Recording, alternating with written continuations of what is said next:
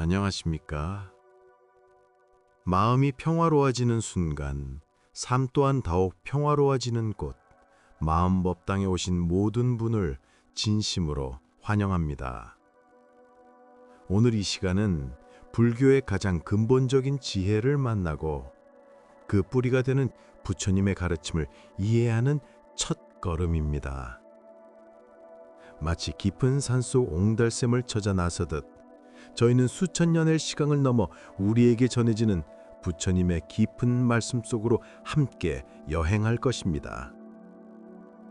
그 속에서 우리는 삶의 진정한 의미를 찾고 번뇌에 가득 찬 마음을 다스려 평온을 얻는 방법을 발견하게 될 것입니다. 인생은 때로 굽이굽이 흐르는 강물과 같아서 거센 파도를 만나기도 하고 잔잔한 여울목을 지나기도 합니다.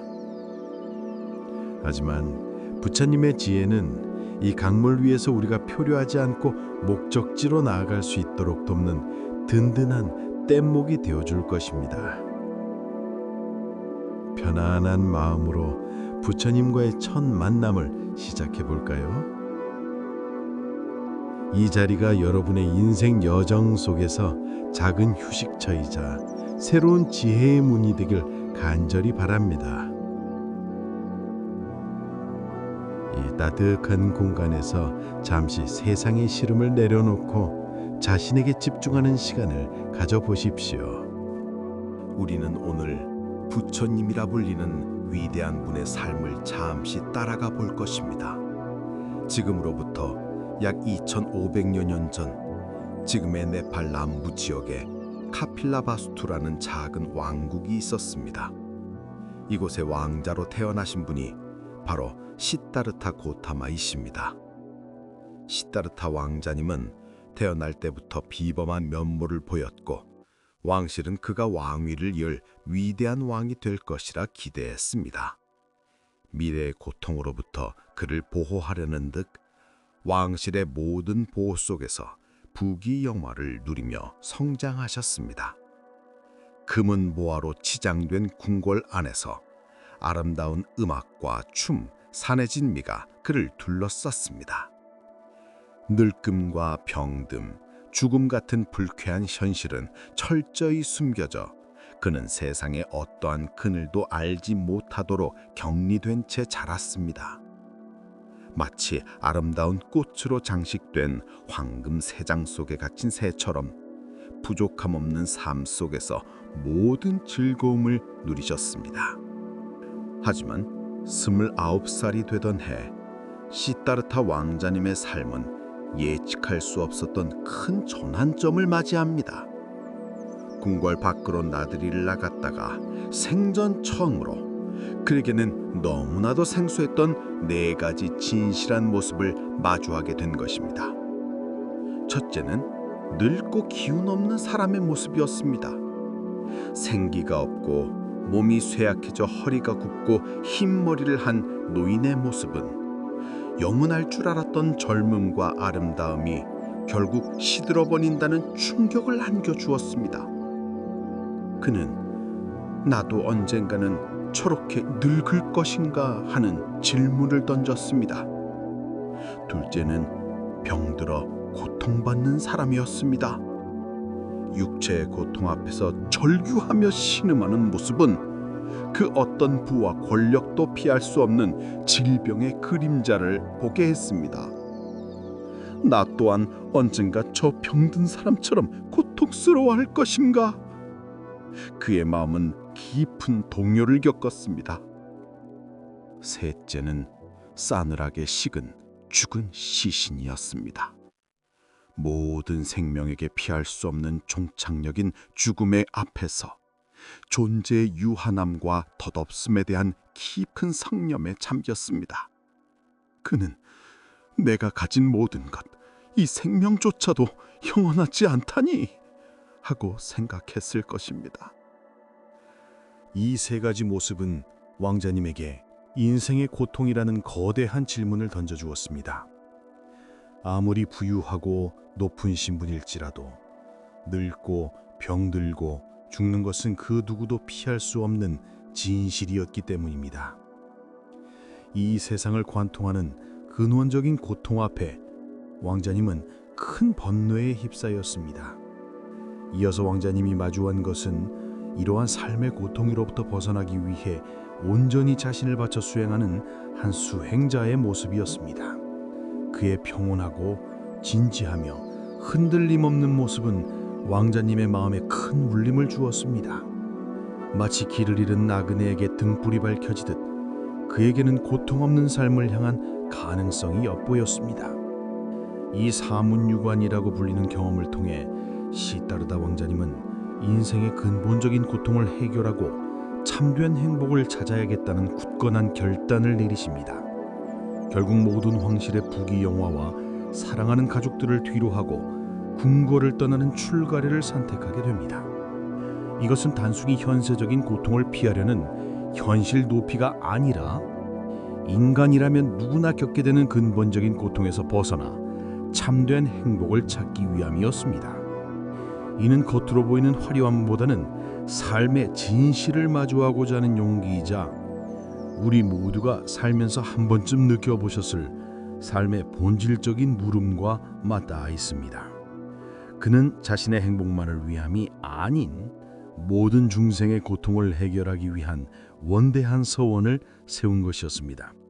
시다르다가 살았던 고대 인도는 지금과는 사뭇 다른 사회였습니다. 거대한 문명이 꽃피웠지만 동시에 엄격한 신분제인 카스트 제도가 사회를 지배했고 다양한 신들을 숭배하는 종교적 열기 또한 뜨거웠습니다. 영원한 생명을 추구하는 드라만조 사상과 함께 삶과 죽음, 윤회에 대한 깊은 고민을 안고 여러 수행 방식들을 실천하는 수많은 사상가와 수행자들이 각자의 진리를 주장하고 있었습니다. 마치 서로 다른 방향으로 흐르는 여러 갈래 강물처럼 사람들은 삶의 고통과 존재의 의미에 대해 다양한 방식으로 답을 찾고 있었지만 명쾌한 해결책은 찾지 못한 채 혼란 속에 있었습니다. 시다르타 왕자는 이러한 시대적 배경 속에서 왕궁을 떠나 먼저 당시 유행하던 수행법들을 직접 체험하며 고행의 길을 걷습니다. 육체를 극도로 괴롭히는 수행을 통해 해탈을 얻고자 했죠. 혹독한 금식으로 뼈만 앙상하게 남아 죽음에 이를 뻔하기도 했습니다. 6년간의 치열한 고행을 거쳤지만 몸만 쇠약해질 뿐 마음의 평화는 얻지 못했고 오히려 더욱 혼미해지는 것을 느꼈습니다. 이때 그는 깨닫습니다.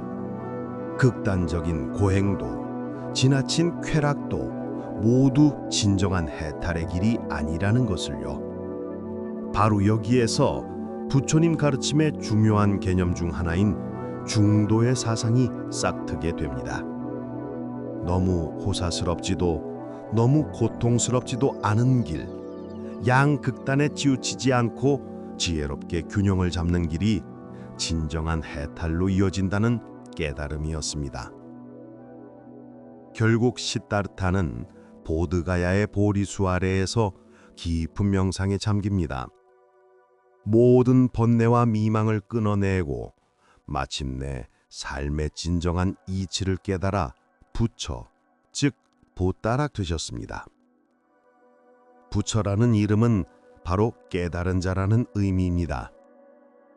그의 가르침은 고대 인도의 혼란스러운 사상 속에서 고통의 근본 원인을 파헤치고 그 고통으로부터 벗어나 진정한 평화를 얻는 명확한 길을 제시한 혁명적인 메시지였습니다.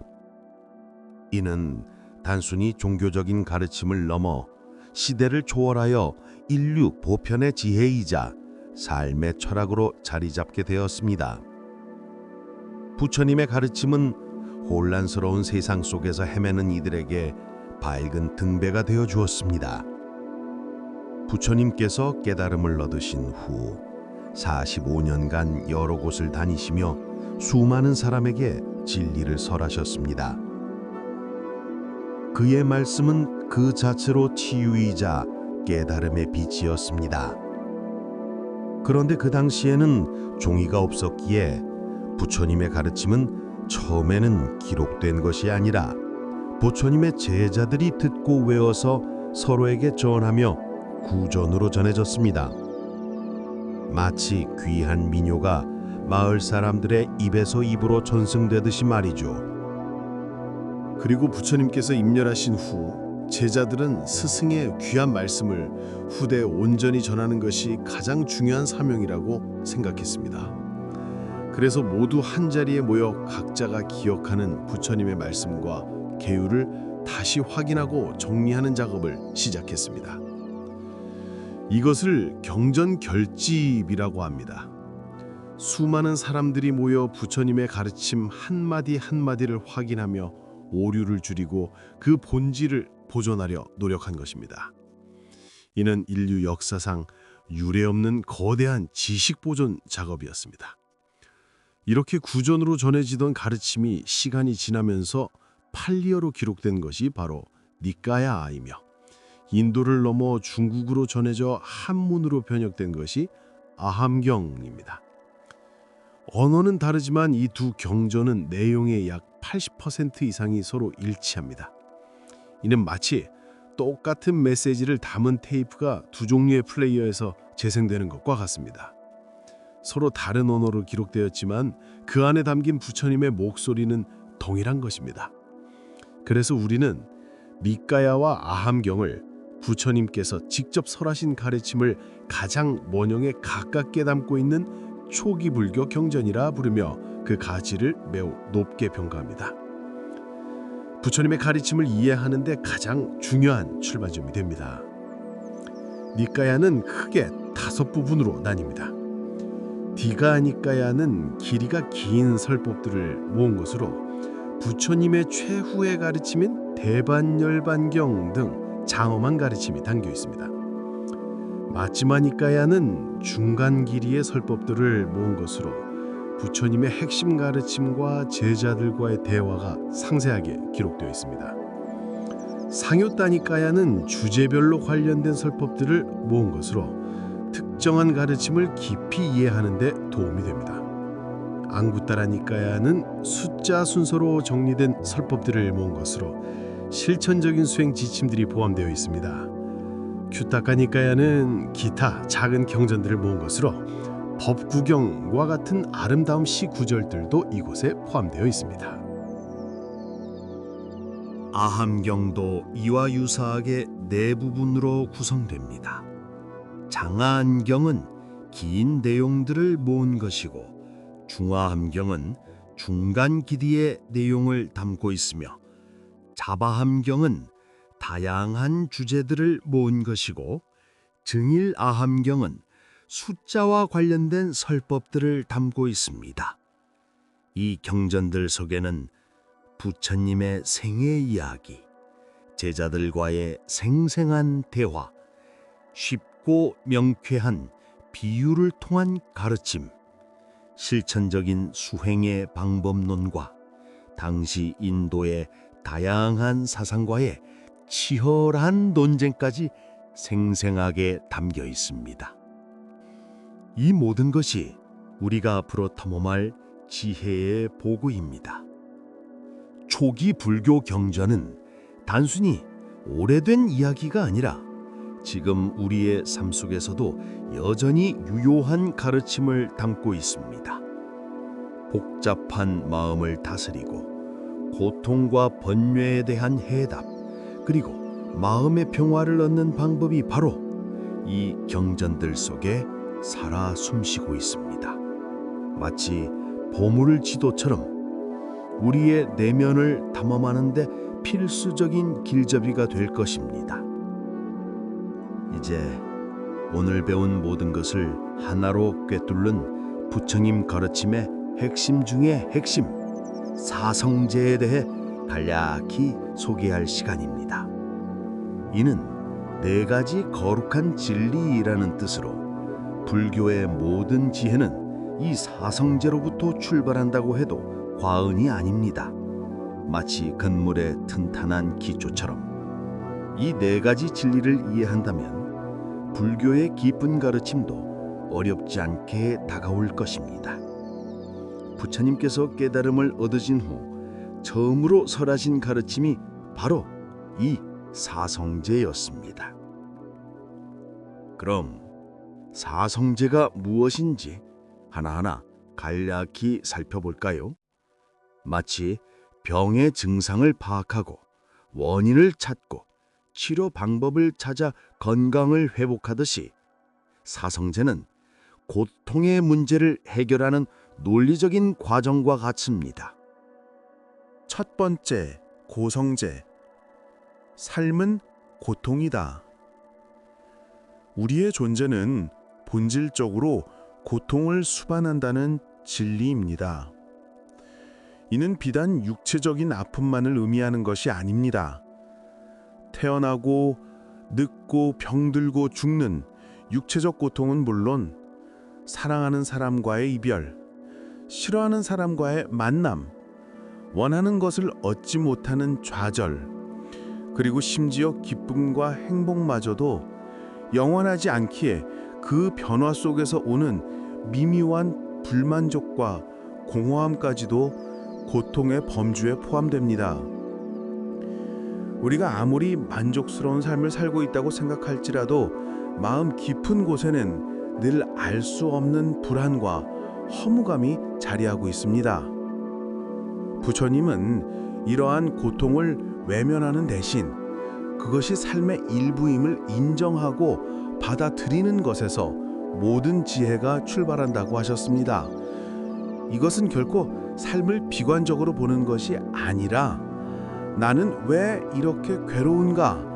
라는 질문 앞에서 고통의 존재를 정확히 파악해야만 그것을 해결할 수 있다는 지극히 현실적이고 통찰력 있는 출발점입니다. 두 번째, 집성제.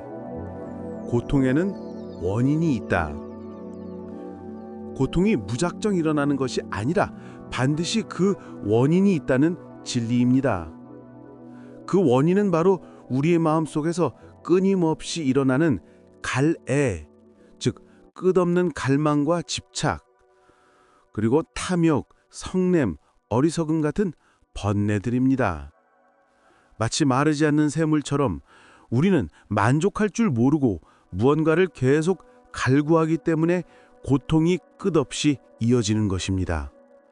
좋은 것에 집착하고 싫은 것을 피하려 하고 세상의 진실을 올바로 보지 못하는 마음이 고통을 끊임없이 생산합니다. 이 진리는 고통의 주체가 외부 환경이나 타인이 아니라 바로 우리 마음 안에 있는 집착하는 마음에 있음을 깨닫게 합니다. 우리가 원인 제공자라는 사실을 알게 되면 비로소 해결의 실마리로 찾을 수 있게 됩니다. 세 번째, 멸성제. 고통은 소멸할 수 있다. 이것은 우리에게 큰 희망을 주는 메시지입니다.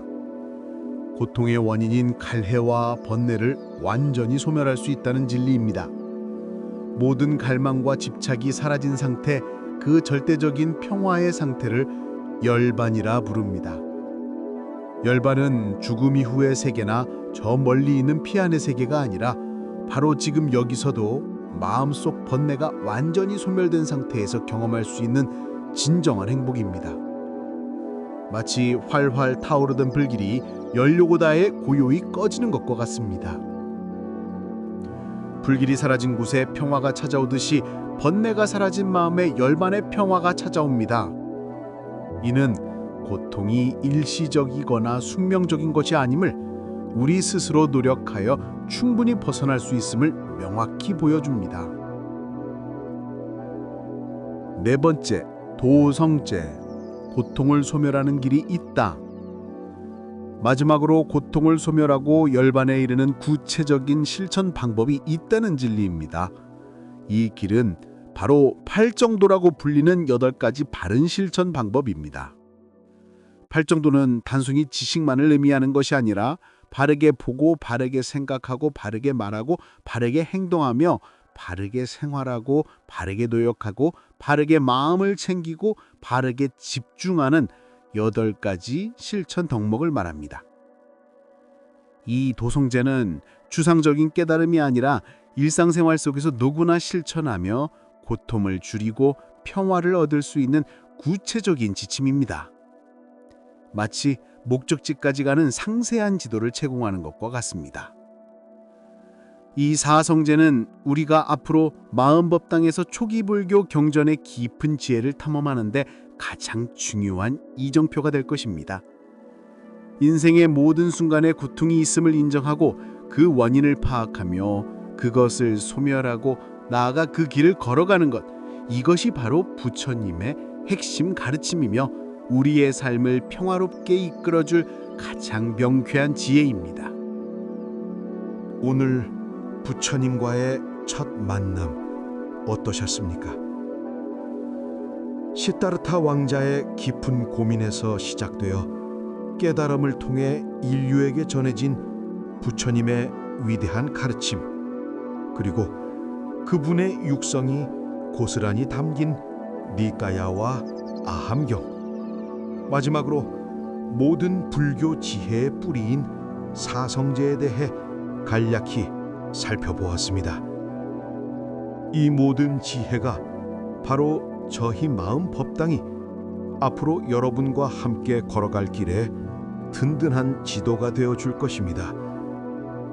삶의 의미를 찾아가는 여정은 때로는 외롭고 험난하게 느껴질 수 있습니다. 하지만 부처님의 지혜는 그 길을 환하게 밝혀주는 따뜻한 등불이 되어 줄 것입니다. 부디 마음 법당이 여러분의 마음에 잔잔한 평화와 깊은 위로를 안겨드릴 수 있기를 간절히 바랍니다. 다음 시간에는 사성제 중 첫 번째 진리인 고성제, 즉 삶은 고통이다 라는 주제로 우리가 인생에서 겪는 다양한 고통을 어떻게 이해하고 마주해야 하는지에 대해 더 깊이 이야기 나누는 시간을 가질 예정입니다. 삶의 진실을 직면하고 고통을 이해하는 것이 어떻게 진정한 평화를 위한 첫걸음이 되는지 함께 지혜를 찾아보는 귀한 시간이 될 것입니다. 오늘 마음 법당과 함께 해주셔서 진심으로 감사합니다. 구독과 좋아요 그리고 알림 설정 잊지 마시고 다음 주에도 건강하고 평안한 모습으로 다시 만나 뵙기를 기대하겠습니다. 평화롭고 지혜로운 한 주 보내시길 바랍니다. 성불하십시오.